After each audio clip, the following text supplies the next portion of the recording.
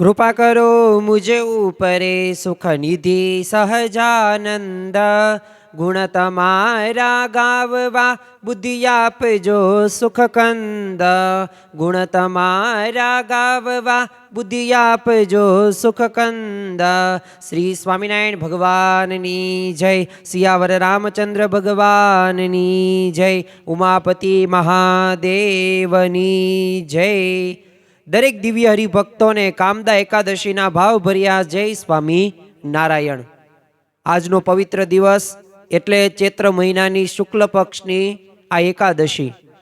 આમ તો આપણે એકાદશીનો દર મહિને એ જે બે એકાદશી આવે એનો આપણે પૌરાણિક વાત સાથે મહિમા સમજીએ છીએ। તો આજનો આ પવિત્ર દિવસ એટલે કામદા એકાદશીનો દિવસ અને 5 જ્ઞાનેન્દ્રિયો 5 કર્મેન્દ્રિયોને 11મું મનને નિયંત્રણ કરવાનો આજનો પવિત્ર દિવસ।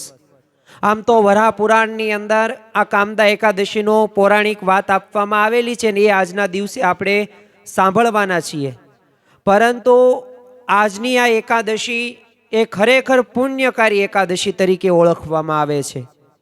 જેમ પાપરૂપી લાકડાને એ બાળવાના દાવાનળ રૂપે નામે આ પ્રસિદ્ધ કામદા એકાદશી છે અને અજાણતા કે જાણતા આપણે ઘણી બધી વખત એ પાપો કરેલા હોય તો પાપોને નષ્ટ કરનારી આ પવિત્ર એકાદશી છે।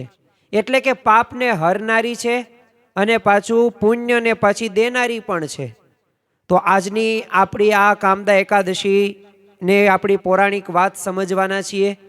સાથે સાથે આપણને કેટલું ફળ પ્રાપ્ત થાય અને આપણા જીવનની અંદર પણ એ ઈચ્છાઓ એ કેટલી રાખવી જોઈએ અને ઈચ્છાઓ રાખવાથી માણસને કેટલું દુઃખ અને કેટલું સુખ પણ આવે છે। આમ તો ગૌતમ બુદ્ધ તો કહે જ છે કે તૃષ્ણા પરમ દુઃખમ, ઈચ્છા માણસને દુઃખી કરે છે।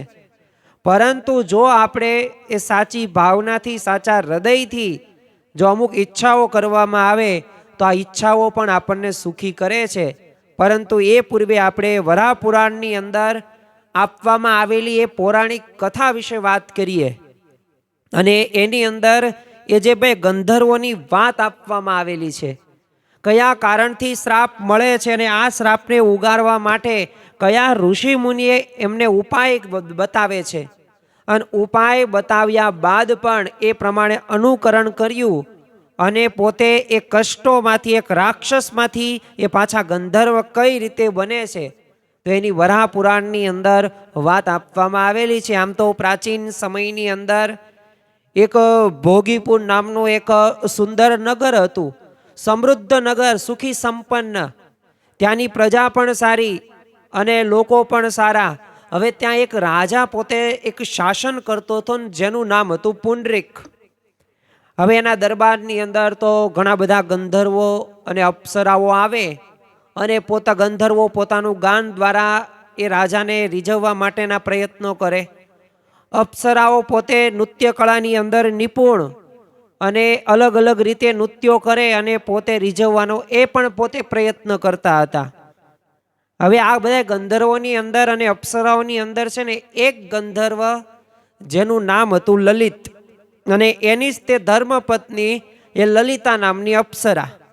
હવે આ બંને પોતે પતિ પત્ની હતા પણ સ્ત્રી પુરુષમાં અતિશય પોતે પ્રીતિ હતી અને એમને કામથી પોતે પીડાતા પણ હતા અને પાછું બંને એકબીજા પ્રત્યે પાછો અનદ પ્રેમ, હૃદયમાં લાગણી પણ એવી। હવે આ લલિત પોતાની ધર્મપત્ની લલિતા વગર ન રહી શકે અને પળે પળે એનું ધ્યાન રાખે। સામે આ પત્ની પણ પોતાના પતિ એટલે કે લલિતા એ લલિતનું આવી રીતે ध्यान રાખે એટલે સ્વાભાવિક રીતે અનદ પ્રેમ અને લાગણીથી એ બંને જોડાયેલા હતા।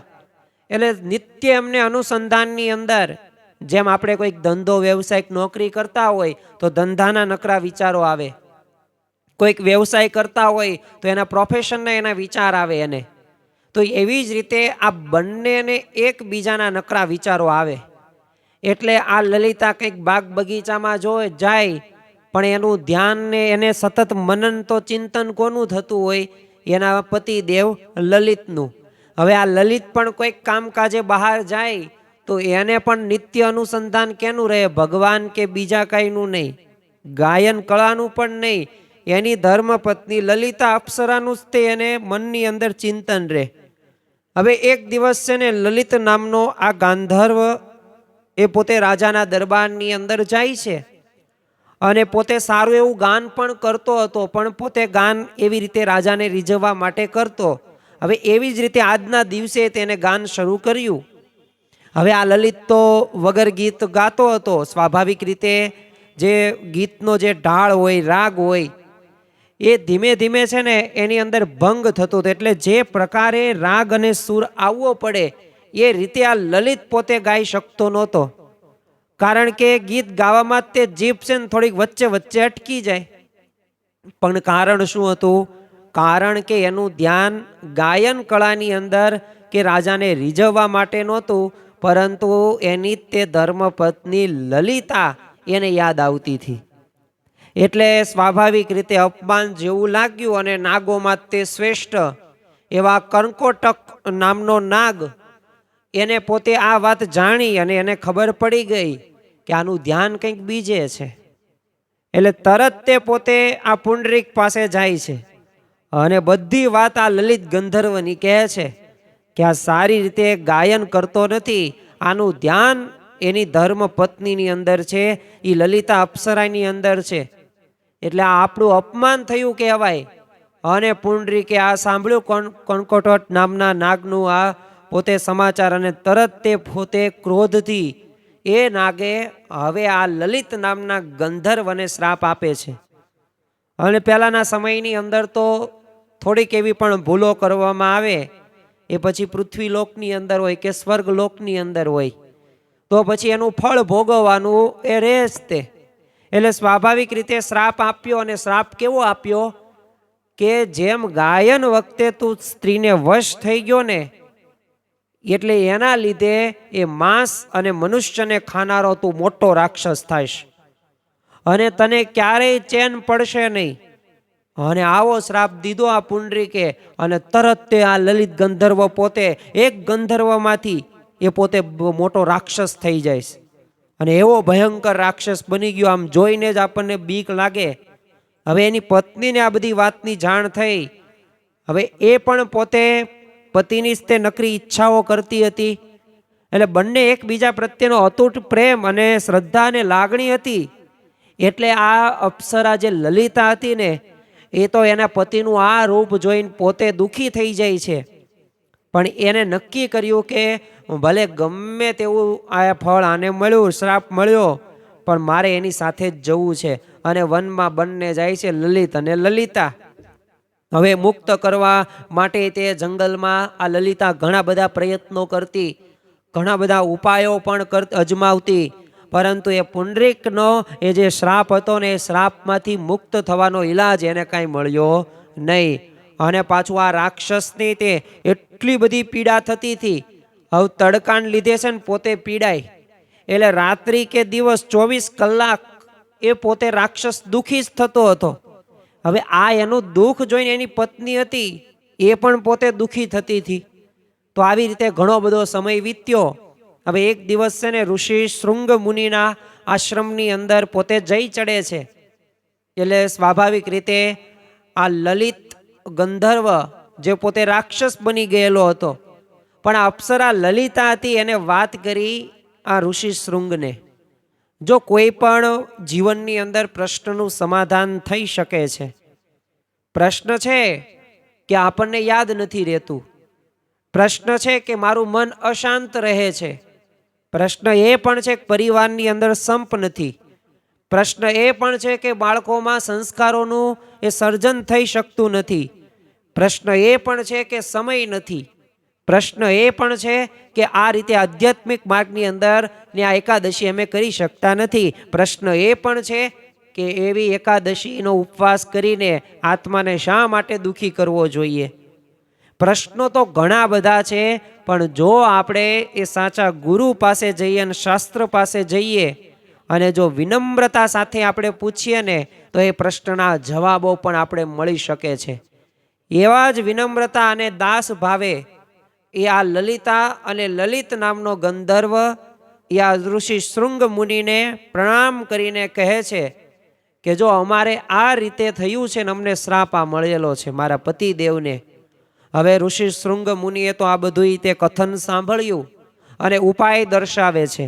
જો શાસ્ત્ર સંત મંદિર પાસે ઉપાય હોય છે, આપણી પાસે ઉપાયો હોય છે વ્યસન કરીએ, આપણી પાસે ઉપાયો હોય છે ક્રોધ કરીએ, આપણી પાસે ઉપાયો હોઈએ શાંતિથી રિસાઈને સૂઈ જઈએ, આપણી પાસે ઉપવાસો હોય છે. ઉપાય કયો ઉપાય હોય? છેલ્લે મરવા સુધીનો આપણી પાસે ઉપાય હોય છે. પણ એ એકય વ્યસન કે મરવું કે સૂવું કે ક્રોધ એ ઉપાયથી આપણને શાંતિ થવાની નથી. સામુકની ઉલટાની એ આપણને અશાંતિ થવાની છે.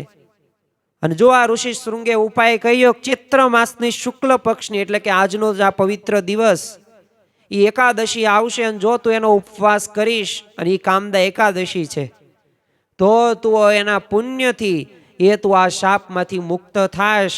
બાકી તું ગમે એટલા પ્રયત્નો કરીશ પણ એમ કાંઈ શાંત થશ નહીં અને શ્રાપમાંથી મુક્ત પણ નહીં થા. અને આ અપ્સરા લલિતાએ તો આ બધા ઉપાયો એને ઋષિ શૃંગ મુનિએ કહ્યું. એકાદશીનું વ્રત કામદા એકાદશીનું વ્રત પરમ આદર થકી શ્રદ્ધાથી ભક્તિ ભાવથી કર્યું અને ભક્તિ ભાવથી વ્રત થયું અને ખરેખર પરિણામ પણ એવું જ મળ્યું. જ્યાં વ્રત પૂરું થયું અને તરત તે આ લલિત ગંધર્વ હતો જે પોતે રાક્ષસ બની ગયો હતો ભયંકર, એ રાક્ષસ પોતે દરેક પાપનો એનો નાશ થાય છે અને સુંદર દેહને ધારણ કરે છે. આમ કહેવાય ને કે રાક્ષસપણું એ વહી ગયું અને ગંધર્વપણુંને પામ્યો. અને જે લલિતા અને લલિત તો એ સુંદર હતા જ તે પોતે ગંધર્વમાં જ્યારે હતા ત્યારે, પણ આ જ્યારે વ્રત કર્યું પછી તો વધારે રૂપવાળા દેખાવા લાગ્યા અને એમના મુખારવિંદની અંદર એ અલગ તેજસ્વીતાના બધાને એ જોયા, દર્શન પણ કર્યા અને પોતાને પણ અનુભવ કર્યો કે આ વ્રતથી એ અમારા જીવનની અંદર એ બાહ્ય રીતે રૂપથી તો અમે એ ઘણા બધા સારા થયા પણ એક આંતરિક શુદ્ધિ અમારા પાપોનો પણ એ વિનાશ થયો છે. અને જો આવી રીતે એ કામદા એકાદશી એમને કરી તો આ રીતે ગમે તેવું પાપ હતું એક રાક્ષસ યોનિની અંદરમાંથી એક ગંધર્વ યોનિને પામે છે. તો ખરેખર આ કામદા એકાદશી એ કામનાઓ પુણ્ય કરનારી છે, એ પાપનો નાશ કરનારી એટલે કહેવાય છે. અને જો જંગમ કયો કે સ્થાવર સહિત એ ત્રણેય લોકની અંદર એ જો અતિ ઉત્તમ વ્રત જો કોઈ હોય ને તો આ કામદા એકાદશીના વ્રતનું છે. અને આપણે આ જે એકાદશીનો પૌરાણિક વાતનો જે મહિમા સમજ્યા, મેં તમને કહ્યું તો સાંભળનાર કે કહેનાર એ દરેકને વાજપેયી યજ્ઞ જેટલું પણ એ ફળ પ્રાપ્ત થાય છે. તો આ કોઈ સામાન્ય વાત કહી શકાય નહીં. તો ખરેખર આપણા જીવનની અંદર પણ એ કામાદિક દોષોને જો નિયંત્રણની અંદર રાખવાના છે. આપણામાં તે કામ ક્રોધ લોભ મોહ મત્સ માયા તૃષ્ણા અહંકાર છે, ઈચ્છાઓ છે. માણસને જ્યાં સુધી ઈચ્છાઓ પૂરી નહીં થાય ને ત્યાં સુધી એને દુઃખ થવાનું છે. તમે જો શ્રીમદ ભગવદ્ ગીતાની અંદર શ્રી કૃષ્ણ ભગવાન વિનાશનું કારણ દર્શાવે છે. અને વિનાશનું કારણ શું દર્શાવે? ઈચ્છાઓ. કારણ કે તૃષ્ણા પરમ દુઃખમ, ઈચ્છા માણસને દુઃખી કરે છે, વિનાશના પંથે લઈ જાય છે. તમે જો કોઈ પણ પ્રશ્ન ઘરની અંદર કે સમાજની અંદર કે પરિવારની અંદર જ્યારે બન્યો હશે ને તો એનું કારણ શું હશે? કારણ કંઈક તો આપણી ઈચ્છાઓ પૂરી નહીં થઈ હોય ત્યારે આપણને ક્રોધ આવ્યો હશે અને ક્રોધના લીધે આપણને બુદ્ધિ ભ્રષ્ટ થાય. બુદ્ધિ ભ્રષ્ટ થાય એટલે સારું કે ખરાબ કોઈનો આપણને વિવેક રહે નહીં.